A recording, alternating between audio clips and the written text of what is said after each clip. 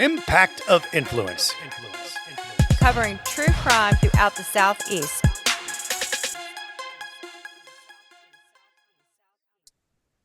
He is Brandon Guffey, District 48, South Carolina House of Reps from York County. Also was a Legislator of the Year. Congratulations on that.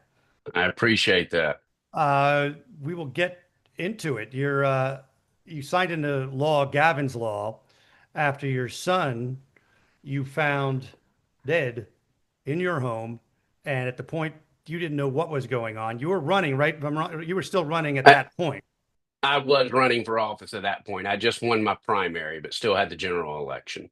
So this didn't spur you running. That was already in existence, but then Right. you had a cause after this. So we had an episode on this, but let's hear from you. Your son Gavin, July 2022. What happened? So I came in from a political meeting. As whenever you're in a campaign, emotions are high and you're kind of on this adrenaline rush, so to say.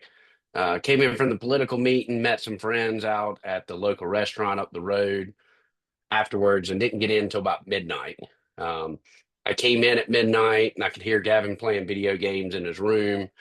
Him and his brother just come back from a Young Life camp. Both of them were quarantined due to COVID at the time.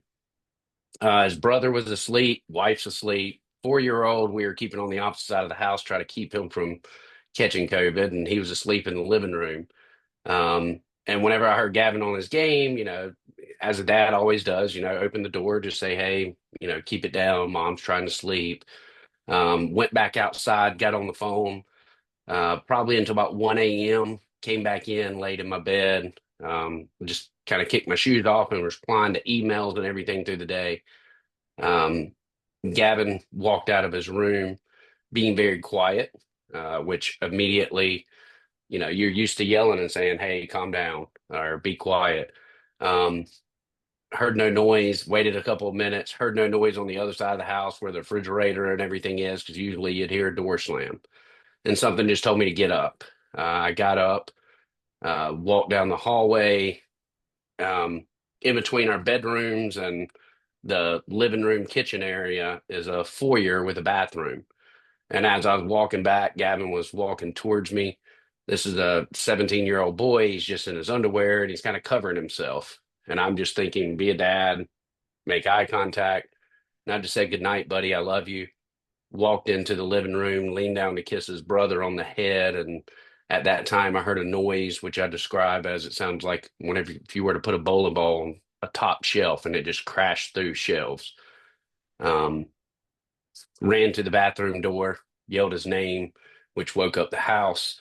After the first time of no reply, I just kicked it in and found Gavin laying in between the tub and toilet there.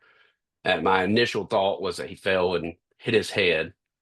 Um, and so I yelled for my wife to call 911, grabbed him.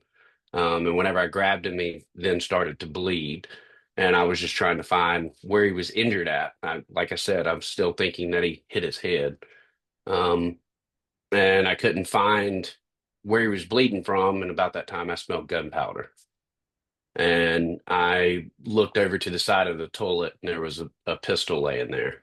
Um, uh, and at that point, Gavin bled out. There was nothing that we could do before we could even get off the call with 911.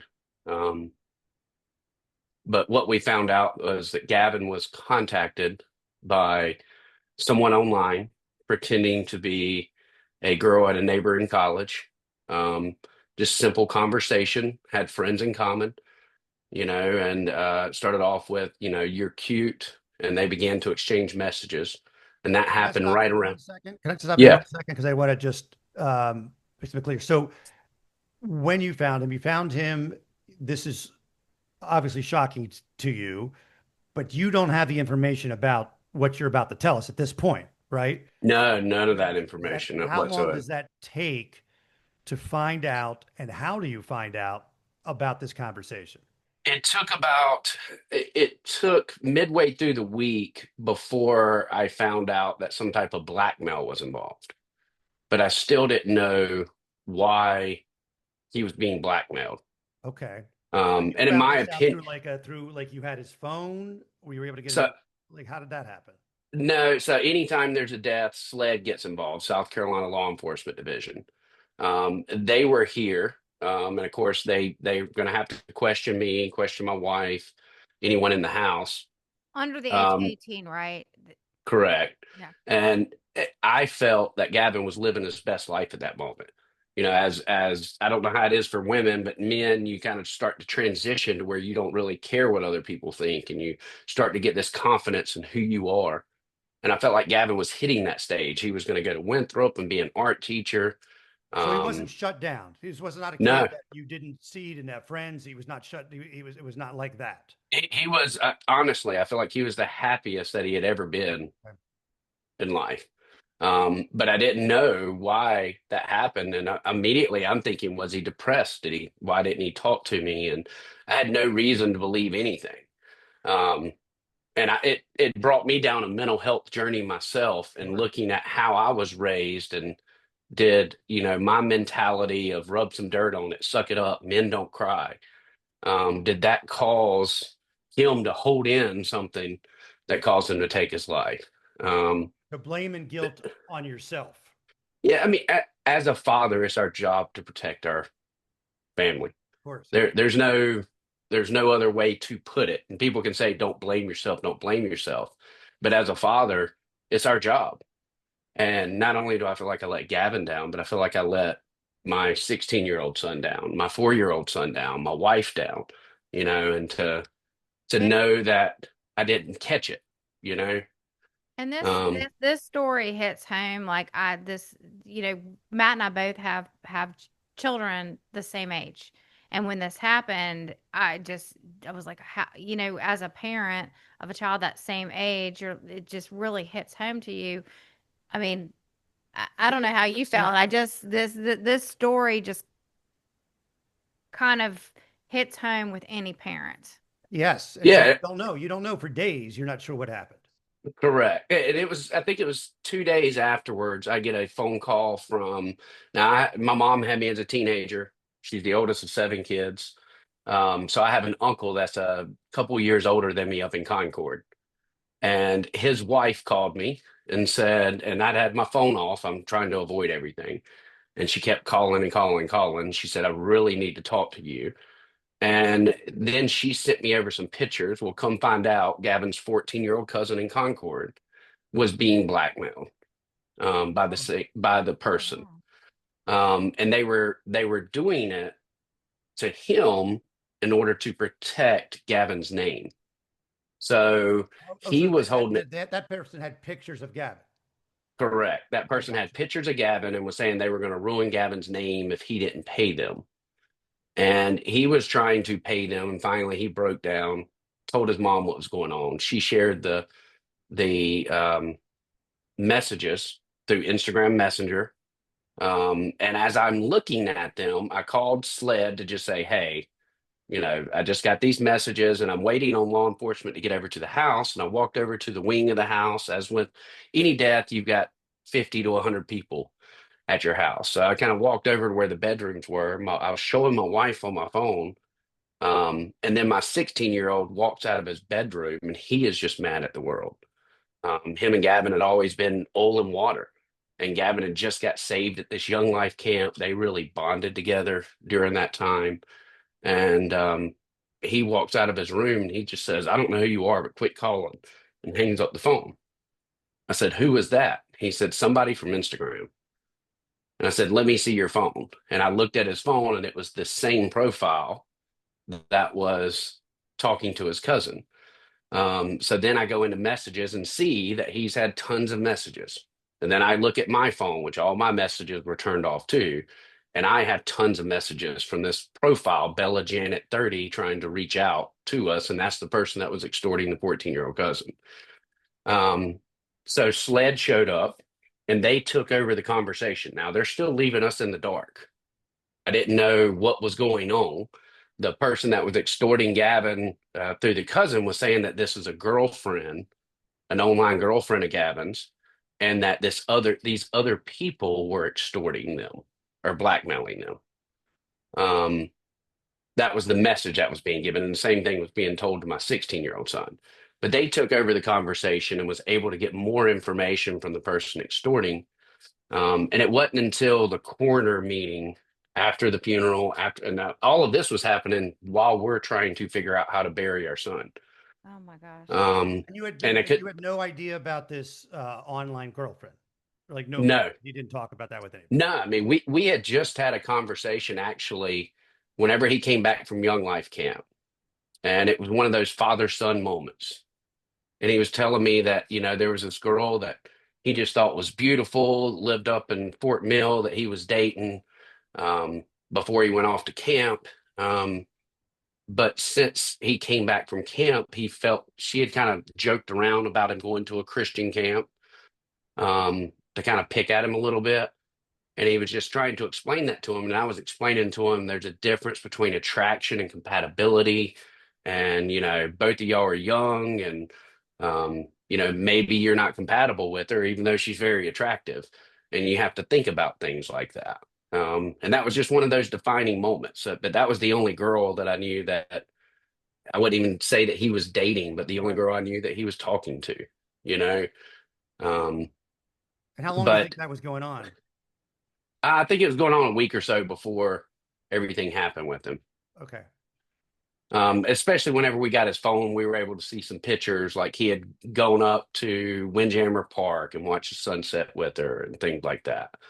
So they had been in communication at least for a couple of weeks. When you say went up and at Windjammer, like watched it with her, just her on a phone. No. I'm talking about the girlfriend, not the scammer. Sorry. Okay. The scammer didn't reach out. So what we found out is the scammer had reached out to Gavin with that message of "you're cute." They began to chat. Gavin was playing video games with his friends, just as he was whenever I came in. And right around midnight, he hopped off the game with his friends and said, "Hey, I'm going to talk to this girl." The profile was a volleyball player, I think at like Elon University or something. And they had mutual friends. So Gavin just thought that this was somebody that they knew, maybe a year older, started to chat. And they began to exchange images, which is very common in this, you know, nowadays. And the hard thing for our age group to understand is first base is pretty much like sexting images back and forth. Yeah. Because there's no physical touch. They tell them in the schools, you know, that's part of the curriculum. Like, don't share photos, don't do these things. But I mean, I know that I've heard of this kind of thing happening. I mean, I don't think that it is unusual for this to occur. Right. I mean, my mom told me not to drink, not to smoke. Right. I still did that in high school, right? And it doesn't, you know, and as I'm talking to teens, and this is a Snapchat generation, they wake up taking a picture of their life. So everything's documented. Yep. So to them, without any physical intimacy, this is not the same as being in person. So they don't have a problem having an online relationship. Impulse is usually not a real strong, you know, teenagers are impulsive. I mean, that's just. Well, I especially tell you know, I've dealt with hundreds of these teens that are being extorted. I've dealt with 2 this week. That just in the local area, not even counting the ones like cross country and stuff. But I tell people all the time, especially these teenage boys, I'm like, look, I'm 45. If you show me boobies, blood physically leaves my brain and I'm not thinking straight. Right. You're a teenage boy with raging hormones. Like, don't feel dumb. You know better, but we don't always make the best decisions. Can't judge them at all for doing that. So yeah. He sends pictures, revealing pictures, whatever. How long before the blackmail begins? Immediately. Oh, immediately. Immediately. So he gets off. He starts having this conversation at midnight. The first picture was shown, I want to say, and the case is going on now. I can't bring myself to read through all the messages of that night. But I think it was right at 12:40 that he began to get blackmailed. And by 1:40 a.m., he had taken his life. Wow. So they go right. They don't even play the long game. It is like, get this photo. No. We immediately go. And what do they say is going to happen? They're going to reveal these pictures to everybody. Is that they're going to make them go viral. Okay. They're going to share it with all of their friends. So they're on their social media profile, so they see all their friends. They see what schools they went to. So they're going to share them with everyone at the schools. They're going to make them go viral. In Gavin's case, one of the images that was sent over was it was a Hunter Biden like TV thing and put Gavin's image on top of it. Oh, wow. And with Gavin being a teenager, he's thinking this is going to go viral. Right. And this is And going this to was be the something that end no of one's his talking life about. and Yeah. humiliating for him. He's thinking his college Yes. grades are down. He feels like when you're in that space, you're just thinking there's no way I could ever recover from this, which Right. is reality, but it is. But were they also threatening? They were threatening your family as well? So what happened was they were messaging who they thought was Cohen, which was the law enforcement that was handling that. And law enforcement told me, Brandon, do not reply to them. And I went forever. I would constantly get messages. I would not reply. I would not answer the phone. And August the 20th of 2022 would have been Gavin's 18th birthday. So we took the family down to Myrtle Beach to get away. I mean, we had lots of support here, but we wanted to kind of get away and not be here during that time. And I'm sitting on the porch. It was actually August the 18th. And I'm sitting out there having a bourbon and a cigarette, just trying to collect my thoughts. And I get a message that says, "Did I tell you your son begged for his life?" Oh, sweet Jesus. And add a laughing face emoji. And at that point, I couldn't hold back. Oh, yeah. So, I think I replied with, "I will find you. I will end you."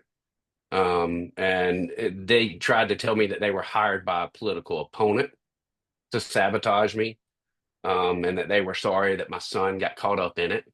But that's just the way things go. I mean, there was so much, and granted, I learned from the police using that situation to get more information. So I began to say, well, how much are they paying you? How can I pay you? And I think they were saying like $10,000. And I was like, okay, so if I paid you 20, then you'd be okay. Okay, tell me where to send it just so I can just get more information. Right. I want to know which accounts you want this money at. That way I can track down these accounts because that's the only way I can track you down. Instagram's not going to give me any information on you. And that went on for a day or so before law enforcement told me Homeland said, stop, like, leave this alone. How much were they asking your son? Were they asking your son for money? Yes, they were trying to get, I don't remember the exact money. I think it was like $200 or something. Like Gavin low only sent $25. So he did send money. He sent He money. did. Well, And Because he was just hoping for this them is to going to wait. go away. yeah. Yeah. And he was asking, could you wait until Monday whenever I get paid? So this was on a Thursday night, I believe it was. It was a Tuesday or a Thursday night.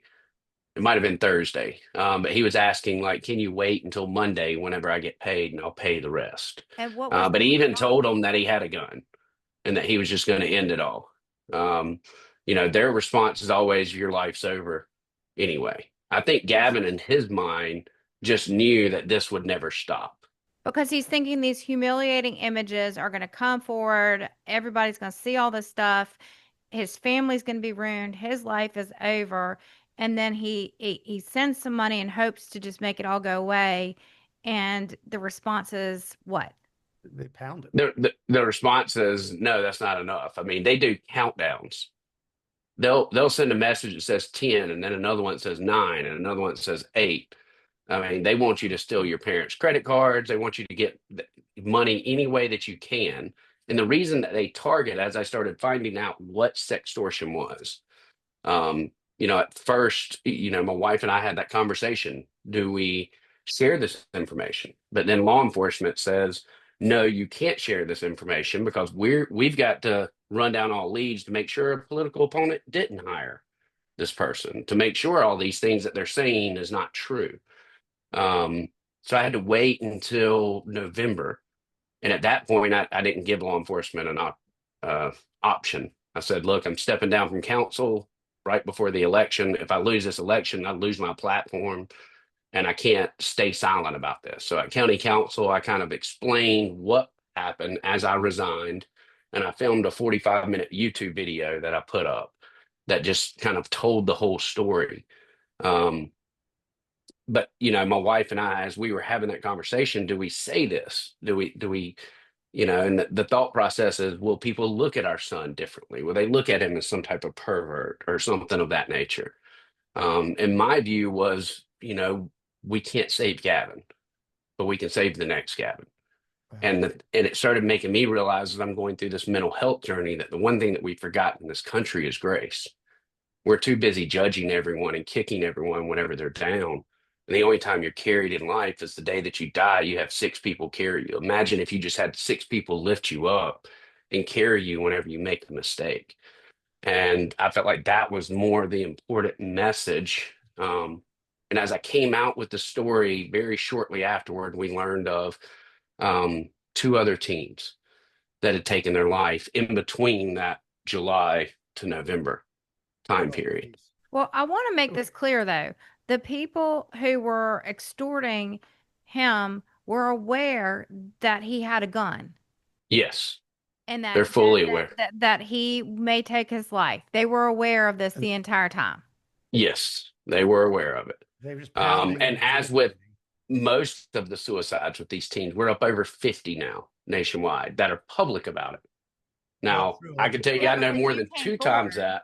Yeah, I know more than two times that of parents that I talk to that still haven't, even some locally, that will not share what's going on because they are concerned, whether it's faith, whether it's community, or who the parents might be in the community. They're worried about the perception from everyone else and the judgmental. They would rather just let their child rest in peace, Well, think about so to that. say. That is adults who Yeah. are having trouble sharing and talking, let alone a teenager that hasn't gone to the place that adults' brains have gone, and they don't want to share. So I can just imagine how hard it is for a teenager to share. Who's the The one on it? first person that came to me after I came out with my story was a very successful person in the Charlotte metro area um, that was going through a divorce, had separated, got on a dating site, exchanged images. This is a grown man. And then had reconciled with his wife, but was being blackmailed from this happening while they were separated. Wow. And he had paid $50,000 Jeez. to make it go away, and they were still coming after him. So yeah, I mean, this is a very common. This is a lot more common. The newest stats at the end of 2024 is 1 out of 17 teens have been a victim of sextortion. That's one in every middle school, every high school class. This is how common it is. We're not even talking about the adult side of things. Yeah. So Um, when you put your YouTube video up, is that when the FBI gets involved, or is that the when things start moving? No, they were involved since day one. Luckily, and people tell me that I was naive to think that I would get justice. But I felt the law enforcement people that were at the house, and now granted, I was chair of justice and public safety in York County. So maybe that had a little bit more of a personal um, connection there. But the South Carolina Law Enforcement Division lady that was over it, she was new. And that actually played to my benefit because she's checking every box, crossing every T, make sure everything is perfect and in line, as opposed to, say, someone with an older mindset, which we've seen in numerous cases, to where they say, oh, well, there's no crime there, Right. or this is just a suicide. Let's close it out. Oh, Um, because you become hardened with these situations. So I seen it more as um, as the Homeland agent and FBI that got involved. He had a teenage son too, and had struggled with the mental health side of things with his teenager. And his son and Gavin, they were skaters, and that's not something that's a real big community anymore. right. Um, and so he took it very personal and made it his mission. I felt that every time he was doing something, he was fighting as if this was his son. So that allowed me to take my focus off of trying to think the best way to explain this. The trauma, the amount of trauma that hits. I used to run 3 businesses, was on county council, coach sports. I could always multitask, but ever since then, I have to singularly focus. Um, and it takes all I can just to do that sometimes. And in this case, that took off me having to worry about tracking down this person. Right. Well, And so then yeah.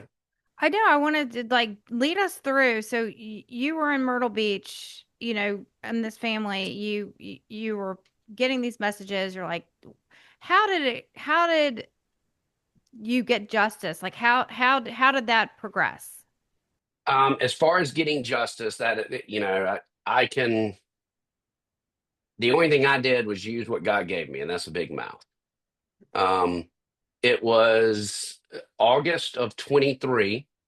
We were we started a nonprofit called Less Than Three, and Less Than Three is the symbol that Gavin sent out before he took his life, and he sent it on a black screen. That was pretty much his suicide note, and it was just a heart of him just telling his friends that he loves them.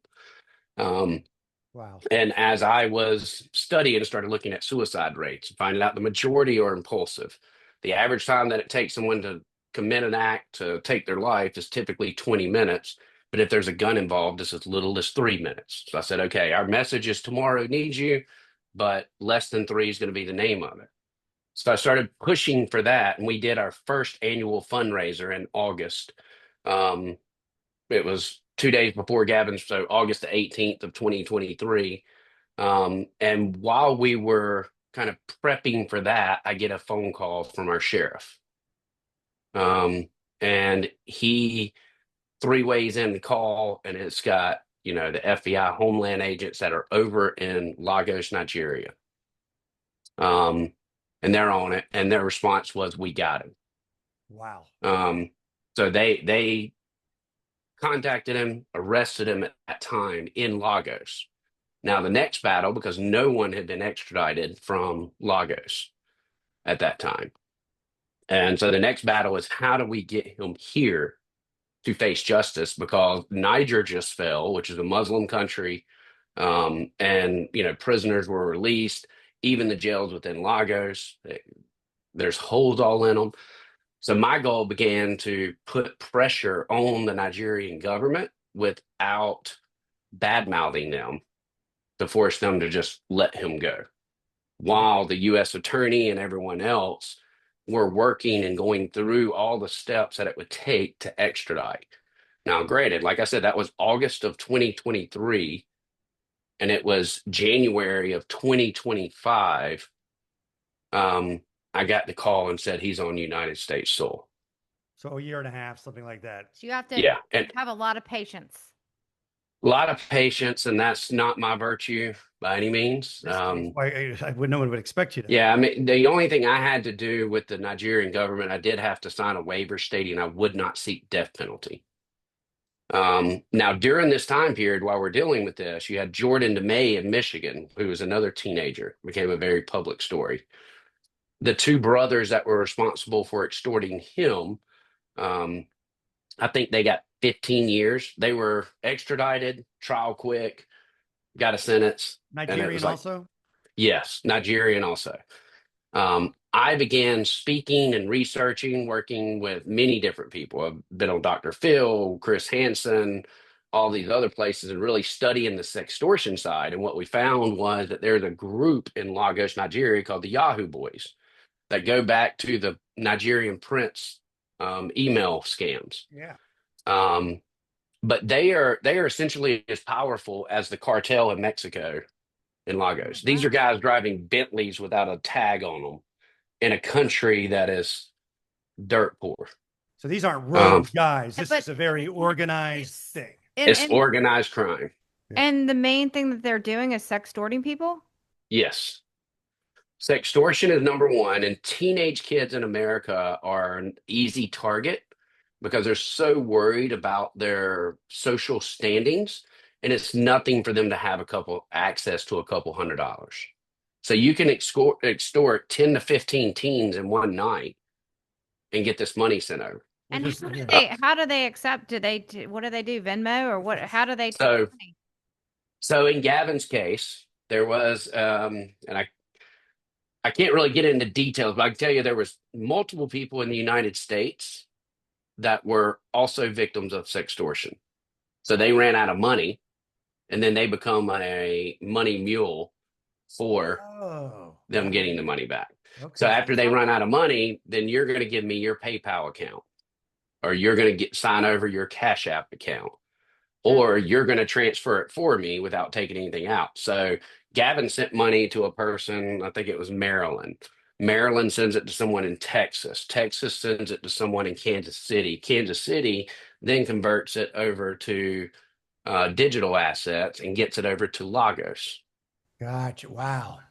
Man. Right. So it is the definition of organized crime. We Yeah, also there's found that in the Philippines, there's in other parts of the world, sex trafficking is involved because sextortion started off with teenage girls, and it started off with the images that were used for Gavin to show Gavin to say, "Hey, this is a safe place. You can send me pictures," with a teenage girl that's being extorted. So Oh, once they convince the girl to send an image, instead of getting money from the girls become desensitized because it is, hey, I want you to send me this video within the next 30 minutes or I'm going to make this viral. And a girl will run to the bathroom at school and record a video or send me these pictures. Because teenage boys were getting smart and saying, oh, no, that's not really you. Send me one throwing a peace sign or something. So right. the oh, sextortionist then okay. messages the girl and says, "Hey, send me this picture now. You got 5 minutes, or I'm going to release your photos." The sex store, the sex is to the girls, it's to get photos. To the guys, it's to get the money. Right. So they look Right. like they're a real So person the instead of circle. just like So the a teenage boys feel safe. person in Nigeria. Yeah. Yeah, Right. they're thinking this is a real girl that I'm communicating with. Wow. Correct. And they do that by becoming friends with all of your friends, and um, But the sex trafficking side, these girls that were doing that end up becoming sex trafficked, and there's literally call centers in I forget the I said it earlier, but I can't think of the Philippines? name of. Was it Philippines you said earlier? Yeah, in the Philippines, I think it's the Queen of Sextortion is what they call. They basically sex traffic these girls, and they're sitting there on their phone like a call center and Oh, extorting people. So oh, have y'all ever gotten a text that just says, "Hey, sorry, I couldn't make it today," yeah, I get them all the Yeah, time. all Yeah. the and time. you're like the wrong number. They're like, Yeah. "Oh, I'm so sorry to bother you." They're just seeing if that's a live This is person, just right? like the next That level is, of like, we all get these calls like, hey, you owe a parking fee and A somewhere, but ticket. this is well, like a whole yeah, I mean, sextortion is the number one scam going across the globe right now. But sextortion is not it. And whenever I was working on Gavin's law, that's one of the things I was thinking about is what is next? What's coming next? Luckily, I took office in January of 23, and my focus began to pass a law to make sextortion illegal. And what I found from talking to local law enforcement is if it's happening, they lose jurisdiction. Let's say it's happening in York County, but someone in Charlotte is performing this and doing this. Yeah. They can't go across lines to go and arrest this person. They have to figure out a way to get them to York County. There was no laws to really Yeah. get oh, that involved. oh gosh. Yeah, because I think Um, when people think of sextortion, traditionally, like, people think it's a jilted lover who maybe had some photographs in their Revenge porn. ex in Revenge a porn, yeah. revenge porn. I think that's Yep. what I think most people Would think pop into your mind. that is what would pop into your mind.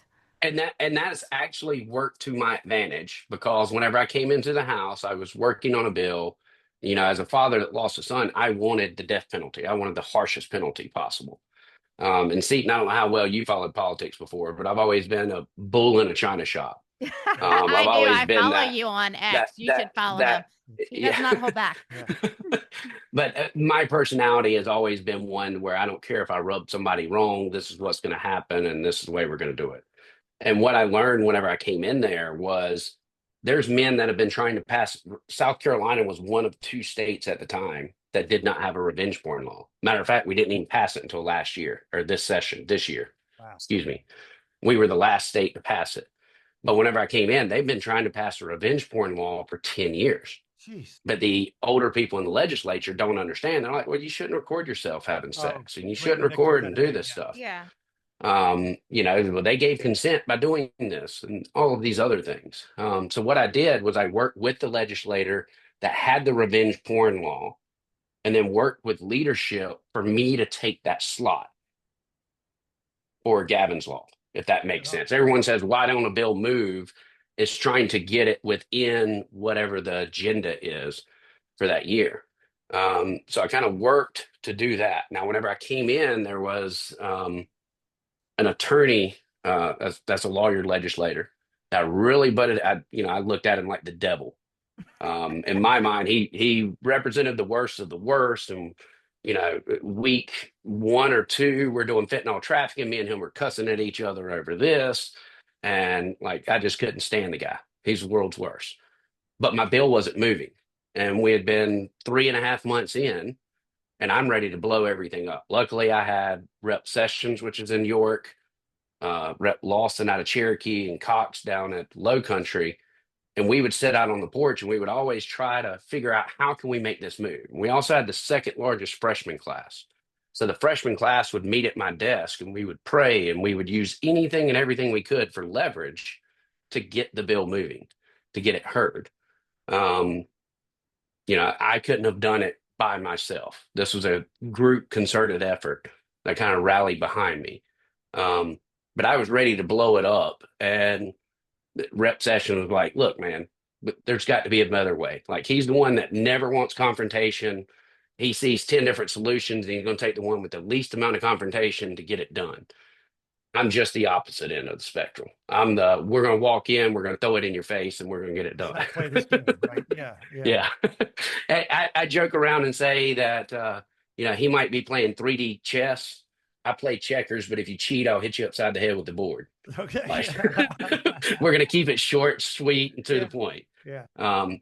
But whenever he said that, I went up to the minority leader that I was fighting with so much, and I just said, look, man, you're the only one with the guts to tell me what's wrong with my bill.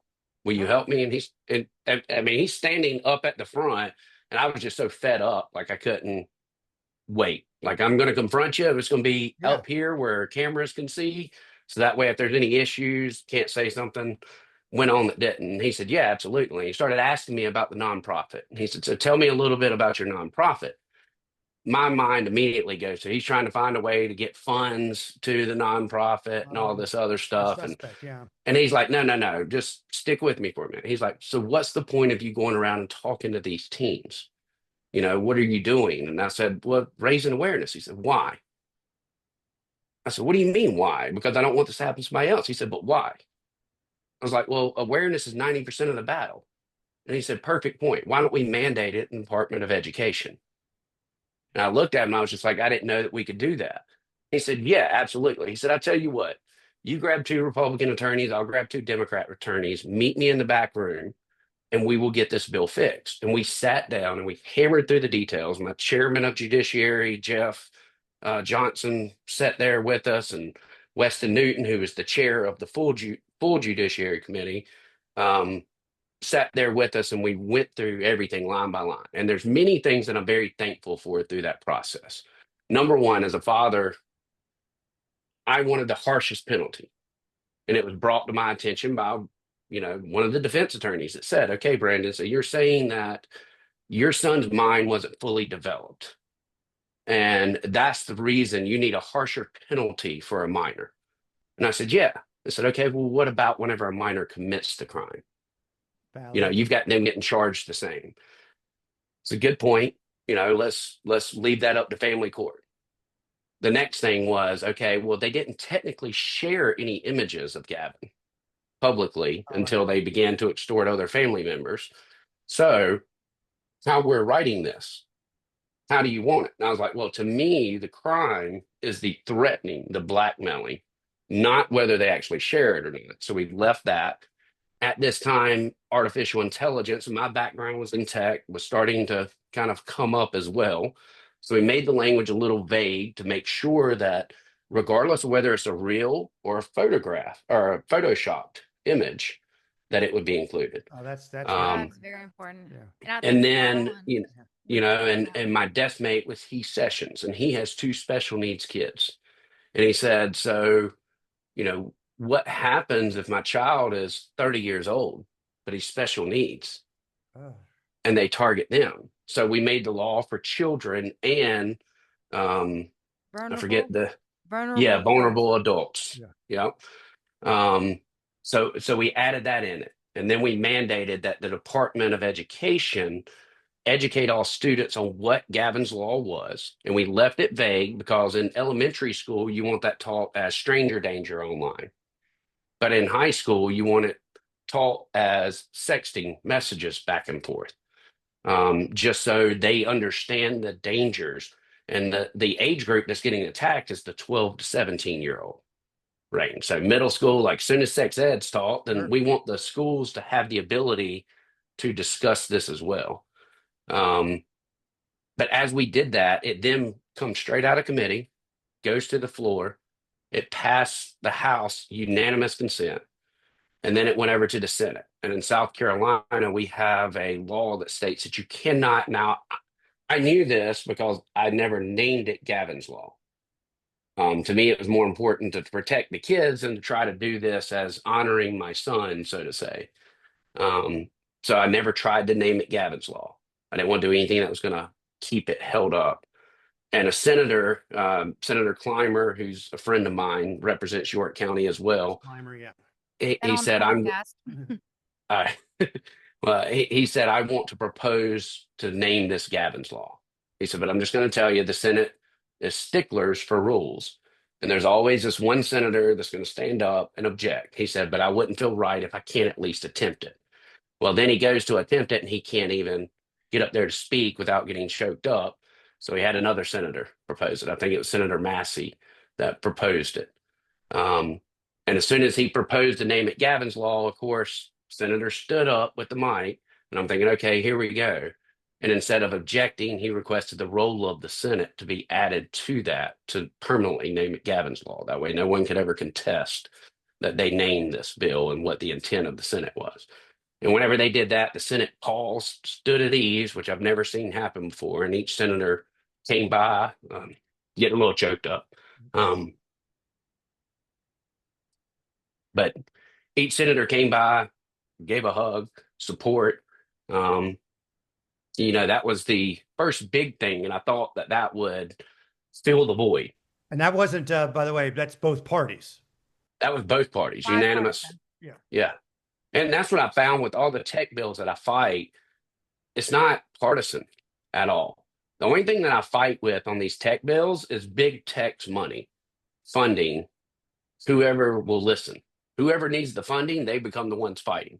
Even if you look at some of our bills that we passed this past year, last year, there was a group of 20 plus people that voted for the bill. And then this year, all of a sudden, they voted against it. Well, you go back and look to the company that's their hit piece, and they got a $150 million donation. Oh, Now, they don't have to disclose where that come from, but who's writing a $150 million donation? right. And they're opposing anything tech related now. So So they all come hug you, and you said you think that that's going to fill the void, as in the void of the loss of your son. yeah, well, I thought it would make me feel better. You always hear the Um, saying. The saying is always closure, kind of thing. yeah, But as losing a child, that is a fallacy that there's closure, right? the best way I can explain it is a 5-gallon bucket with a bunch of holes in it. Something happens, that bucket gets filled up again, so you feel good, but it drains out so quickly. It becomes what's next. And I actually got fearful because my focus, I wanted to quit politics before my general election. My wife said, absolutely not. You're one of the few people that could get in and actually make a difference. And so my focus became solely on let's get this law passed. And if you've ever looked at South Carolina politics, man, does it take a long time to get a law passed. Yes, it Um, does. So my focus, wake up until 2 o'clock in the morning. I can't tell you how many times I'm arguing with people in Colombia about Gavin's Law. I mean, literally, that was my focus for the entire year of trying to do that. Do you Um, think Gavin's Law not only is going to put stiffer penalties, but do you think that the stuff, specifically the school stuff, is going to save lives? Absolutely. I know it will. I know it already has. The first kid that reached out to me that I helped with a sextortion, and the mom still reaches out to me to this day. They don't live in my area, but the son was suicidal. And I talked the son off the ledge. And then he eventually came to his mom, and his mom has stayed in contact with me since. But I know that Gavin's story has saved numerous lives. Whenever this first started happening and all the teens calling me, and I think it was whenever the People magazine article come out, which was just before we passed Gavin's Law. So maybe that was February, March of 23. People magazine did an article. I started getting calls all across the country because I have my cell phone number published online. Um, and especially those calls coming in at 2, 3 o'clock in the morning. Mm. That's somebody in need. And those were the teens that I would end up helping. Um, I know that we were helping from that. It used to just be teens calling. Now, with the education component that's been enacted and been in place for right at a year, now I'm getting parents call with the teens and saying, "Can you help us?" FBI is so overwhelmed, they're only dealing with these cases for like 8 and under, or if a death occurs. Wow. Law 8 or enforcement at the under? time. Jeez. Okay, so The law enforcement at the time, like whenever I said that about crossing boundaries and crossing borders, the point of Gavin's Law was to make it a felony. So even if it's adult to adult, it's up to 5 years, which makes it a felony, which gives law enforcement the ability to cross lines and to work and to go after these people. Um, and whenever I first passed it, I remember I was speaking at a West Virginia school safety conference, and they're like, I would equate it to the Mark Kill of West Virginia, like the head of the yeah, that's state law right. enforcement division. He got up and just made this smug response of, well, I guess they won't be sending any more pictures, talking about someone that's being extorted, not someone that took their life, but kind of Okay. made that comment. And my response was, Oh, perhaps you should shut the you know what up. No one right. asked for your opinion, they asked for your help. And you are the exact problem. Your mindset is the equivalent of telling a woman she shouldn't have wore a short skirt. Sure, of course it's These equivalent. people are coming to you because they are victims of a crime. Old school law enforcement would tell people, well, I could charge you for sending those pictures. That has never happened. Right. That has never happened to a victim to be charged for sending the pictures. Could they? Yes. I think I don't see any jury convicting a teenager that sent out pictures, with Sure. actually Well, pushing through with that. yeah. So part of this though is it's not, we've enacted this in South Carolina, which has definitely made a difference, but you kind of have this whole national platform now. Tell us a little bit about that. Yes. So with Gavin's Law, like I said, the one thing God gave me was a big mouth. So the first thing I could do was try to get the story out. And I think Channel 9 up in Charlotte, other than our local CN2, Channel 9 was the first to do a story that kind of hit the Charlotte market. I couldn't get anyone statewide. I ended up getting Post and Courier wrote an article, and I went and did an interview with Fitz News down in Columbia. And this was right at the end of 2022, right before I took office. By that time, it started to pick up a little bit. And it was actually just the lady who wrote the People magazine article that reached out to me. And it was due to another teen's death. She was just trying to reach a parent. And with my cell phone online, she was able to get me. Once that story came out, then it became more of a national story. And I started partnering with other parents that have lost children. Um, Now, granted, at this time, and I think this is very important, and I'm having to do a lot of reflecting right now because I'm writing a book about it. But I forget how hard it was in 23 and 24 because I had 3 businesses. And within the first 90 days of Gavin losing his life, we lost $750,000. And I had to get rid of the businesses just to keep from going bankrupt. So it became, how do I put food on the table? I just took this job that only pays $10,000 a year. I'm having to sell my businesses just to keep from Yes, going bankrupt. that is what we make that's what legislators make in South Carolina. You get the per Cost diem, but prohibitive it's for not people enough. who have regular jobs that need to be there. Correct. But I started leaning more on my faith of don't anticipate, participate. I'll be wherever I need to be, and God will provide. And it went all the way up until even last year, end of 2024. I thought I was facing bankruptcy, and I had a company out west that I had consulted. I'd met with them, but I never charged for consulting because I never was in that business, you know. But I gave them an idea to create a phone that had nudity detection on it, and they implemented it. And so they brought me on as a consultant with the company, and I was able to move forward. But trying to struggle through that, my focus was really just getting the message out and figuring out how all this is going to work out. How am I going to put food on the table? And I quit worried about the financial aspect and just started focusing on showing up anywhere and everywhere I could. As we started doing that, we started working with other states. I found other states that were trying, a parent lost a child in Ohio and they were trying to get a law passed. So I was working with Ohio, I was working with Michigan. In doing that, I had groups reach out to me. And one of the things that I found about DC, which is really disheartening, there's plenty of groups that say that they're for your cause. They are actually against it. They pretend to fight it, and then they put poison pills to kind of kill bills. So it's hard to figure out who to trust, who not to trust. That's insane. Well, the one group that I knew I could trust was NCMEC, the National Center of Missing and Exploited Children, which John Walsh started from America's Most Wanted whenever his son was kidnapped. I knew I could trust them. There was another group, National Center of Sexual Online Exploitation in Cozy. And I knew that I could trust them because they had been around. They fight a lot of sex trafficking, then they added in the exploitation. So they asked me to come up and testify in January. No, they didn't ask me to testify. They just asked me to attend the big tech hearing in January of 2024, whenever Mark Zuckerberg came. Zuckerberg, TikTok, all the executives came up. Oh, yeah, I remember that. And whenever they did that, Lindsey Graham's office wanted to sit down and talk to me. And I explained Gavin's story with Graham.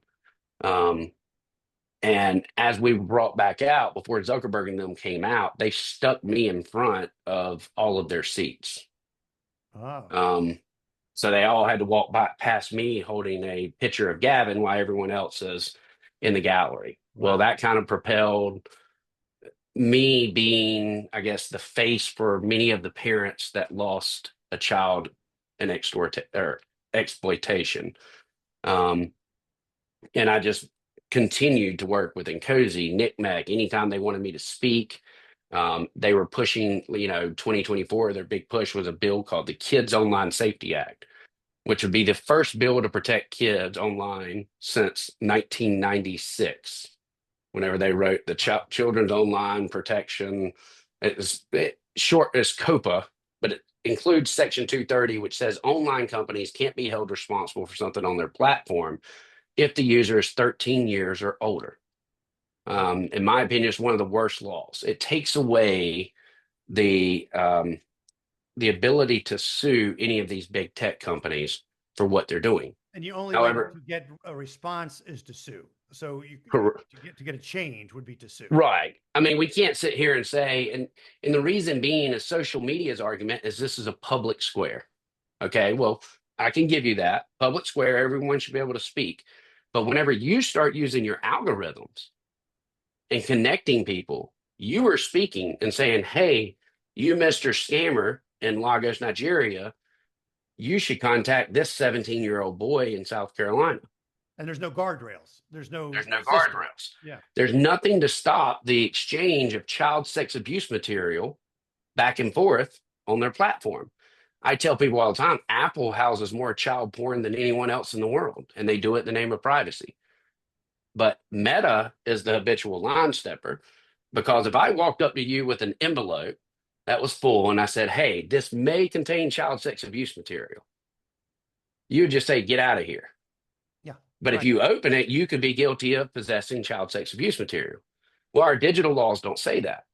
And they allow Meta to provide it. And Meta just blurs the image and says this may contain child sex abuse material, but then they can just click a button to unblur it and see it. Oh. And that's just protections they put in since Gavin. Now they've gone to end-to-end encryption, which law enforcement can't even go back and see the messages between the scammer and the child. Right. And it's hard to get a warrant sometimes. Right. Let them follow the warrant. Yeah. So I started to testify. Every time I go to DC on a big scale, Meta rolls out a new child safety program. In August of 2024, I was going down there for the big push on COSA, the Kids Online Safety. Meta announced that they pulled down 63,000 sextortion accounts in one day, just off of Instagram and just out of Lagos, Nigeria. 63,000 one day. 63,000 in one day. Scary time to be an adolescent and a parent. So yes. I noticed they're reacting every time you're about to. That's just the one, right? And everyone was like, yay, Meta's finally doing something. I'm like, no. Either they took the time to figure out who all these extortionists were, allowed them to continue to extort children so they could get a press bump to remove them in one day, or they had the technology to remove 63,000 in one day and haven't done anything since. Right. In Gavin's case, Bella Janet 28 is the person that reached out to Gavin.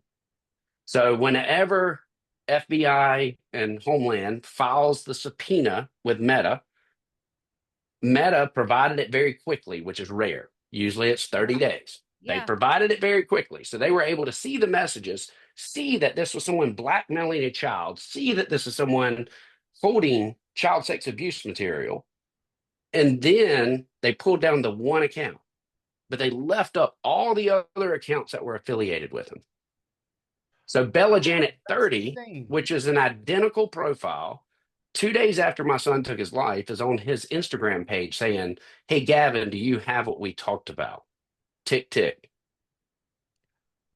Bella Janet 30 is the one that is extorting my 14-year-old cousin, my 16-year-old son, and the one that sent me the message saying, did I tell you your child begged for his life? Meta's fully aware that this is a criminal. And they're still now, if I send you if I sent you a friend request, I could say, block this profile and any new profiles they create. Right. But if you report them for sextortion, you're lucky if they even pull it down, first of all. What the heck? Yeah. But they don't block the other profiles. It's an individual thing. So this has been a 3-year fight with Meta. So I filed a lawsuit in January. Matter of fact, same time I showed up to the big tech hearing, I filed the lawsuit against Mark Zuckerberg or against Meta individually, not a class action. It's not, to me, it's not about the money. I'm suing for change, right, to force the change. And we haven't seen any of that. But then we did the hearing there. I began to, as I was advocating, began to work with other states, even had some of the groups bring me down whenever we had the Kids Online Safety Bill passed the Senate 91-3. Passed the United States Senate 91-3. Doesn't happen very often. Goes to the House.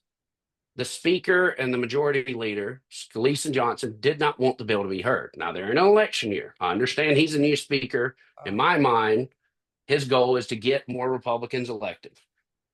If you can be honest with me, because I believe that you're a truthful man, then I can understand that. But instead, it goes to committee. They're telling them not to get it heard in committee. They mark it up like crazy. If you go back and look at the testimony through subcommittee and committee, members are saying, yeah, this bill's ruined, but I'm still passing it. It needs to go to the floor. We can make changes on the floor. Scalise and Johnson would not allow it to go to the floor.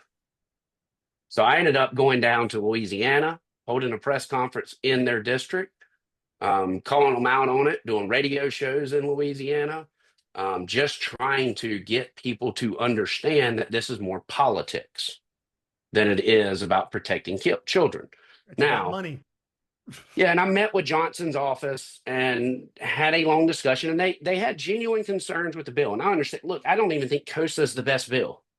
I think it is a small step, but it would have been the first step since 1996. But as I was working on COSA and doing that, Ted Cruz's office reached out to me. And I was flying into DC to work on COSA. Cruz's office asked, could they meet with me and hear Gavin's story? And they had the Take It Down Act, which was Ted Cruz and Amy Klobuchar, so bipartisan bill that stated any images put up online, tech companies only have 48 hours to remove, or they will face penalties. He testified before the United States Senate, and Cory Booker blocked the bill at the end of the session last year.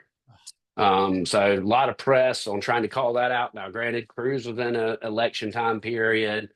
He needed to get this stuff really pushed to. He's trying to get a win. Started working with Marsha Blackburn out of Tennessee as well at that time.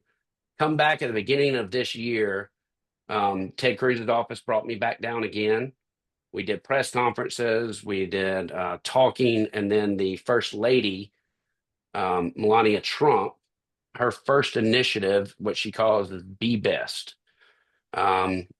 She wanted to do a roundtable discussion, and it was myself and it was two young teenage girls that never sent an image now. So this was someone took a picture, and there's these Nudify apps, strips them down naked, and then was sharing them across the school as if they did this. Oh, God. So it was us three that were doing the roundtable discussion, a few other groups and other senators. But we did that whenever I met Melania, with me being blunt the way I am. I can be offensive at times.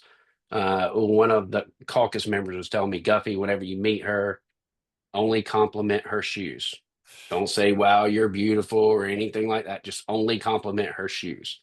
The whole time I'm sitting there kind of nervous, and I'm thinking, just tell her nice shoes. So as soon as we walked up, I shake her hand and I'm like, nice shoes. I love your shoes.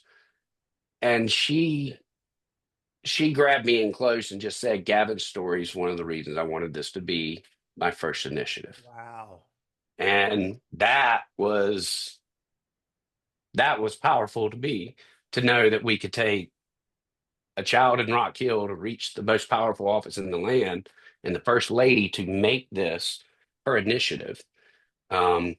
Needless to say, Take It Down passed House and Senate, became law, and we came back up in March.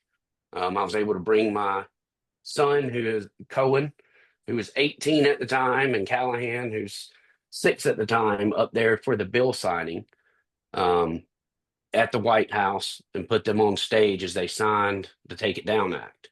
Power. And Take It Down Act includes the AI images, but going back to how we were writing Gavin's law, the first person charged for an artificial intelligence crime was charged under Gavin's law. And it was the first person charge, and it ended up being a 14-year-old boy. Oh. So many of those conversations that we had became so important on the first person that was charged, because I would have felt horrible if this 14-year-old's looking at 15 years in prison.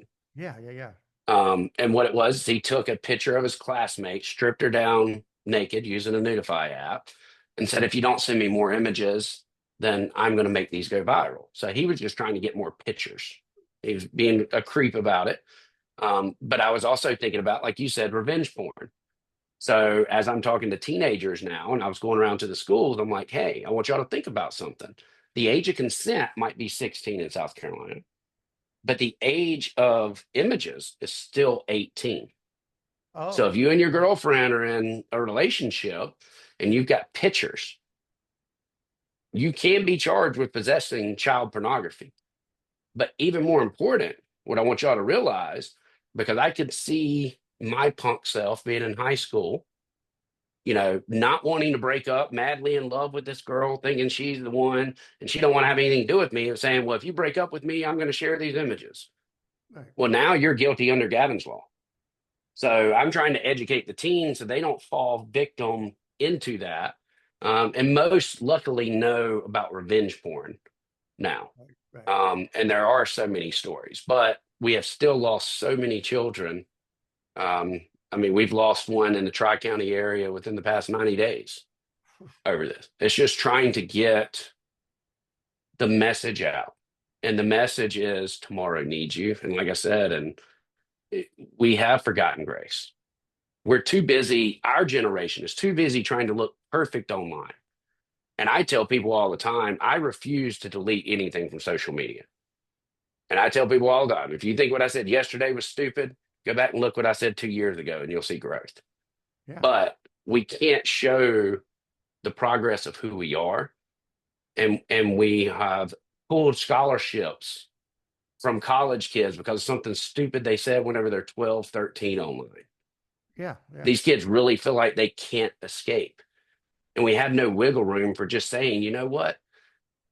We're all going to fail. It took me 30 years to become a Christian because I thought everyone was perfect or a hypocrite. And it wasn't until I learned that we all fall short that I was able to move forward. So why do we have this societal push of we all have to be perfect?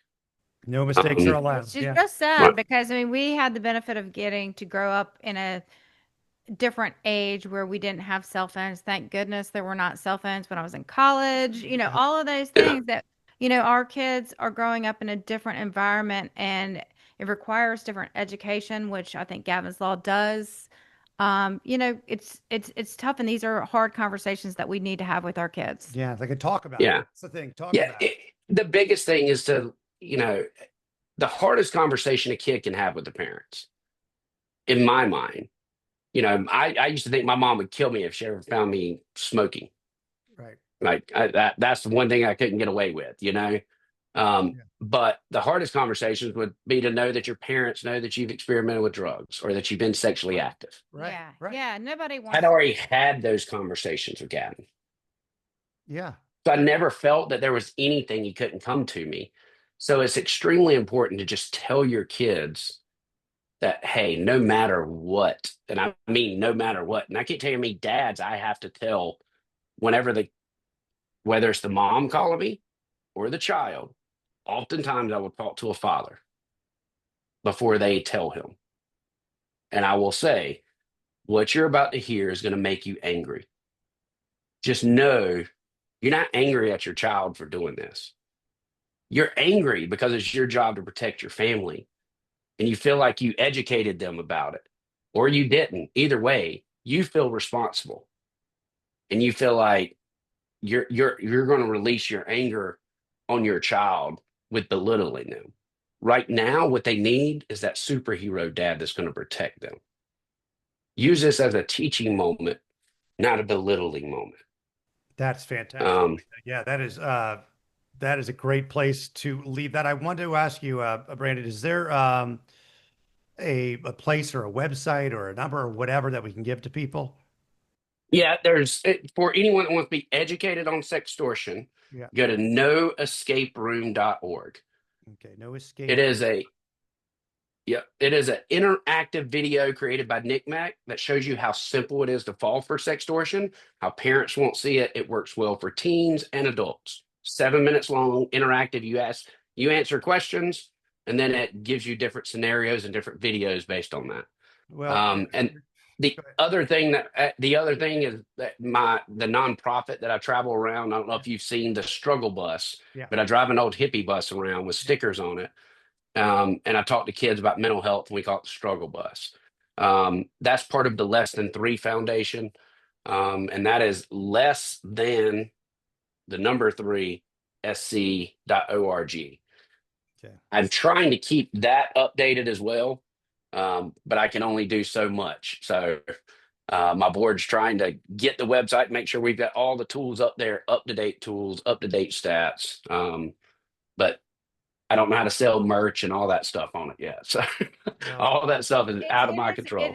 The struggle bus, though, is like a very, I hope that you'll share an image with us that we could use for our social. Yeah. It's such cool. It's an old VW bus that every kids put stickers on it. It just has an impact, I think, when people see it because you just obviously you notice it because it's very It has visual. so many different meanings. I had this old Volkswagen bus that I bought out of Indian land, and a lady sold it to me for dirt cheap because she seen that I restored cars and said, "I'll sell it to you for cheap if you'll restore this and give me a ride." Well, I told Gavin wanted to drive it off to college, so I told him, "Let us get through the election, then we'll work on it." Unfortunately, we never got to work on it Ugh. during that time period. But Gavin sticker bombed everything, sticker bombed the dash of his car. So part of the morning was to work on this bus, to get it running, to be in memory of Gavin. And then we used it at the first event and put some stickers on it. Well, then it became a thing where I'd pull up at a gas station or outside of a store, and teens would come up wanting to take a picture for their social. And I can't tell you how many would end up crying on my shoulder Ugh. because they are going through something. And I was like, you know what? This is the purpose. Instead of it memorizing Gavin, it's become a tool to reach more teens everywhere.